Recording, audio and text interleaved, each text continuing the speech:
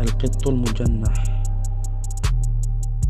عثر بعض المزارعين في مقاطعة سيچوان الصينية على قط يملك جناحين على جانبي جسده، فاعتقدوا أنه ملاك وليس قطا عادي.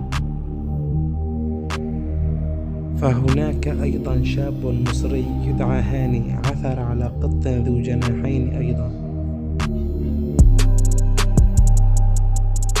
كلب لديه ذيل في رأسه. عثرت منظمة خيرية على الكلب موراهار، على كلب مرمي في الشارع في أحد شوارع أمريكا، فقرروا مساعدته، فعثروا على ذيل في رأسه، فخضع لفحص فوري.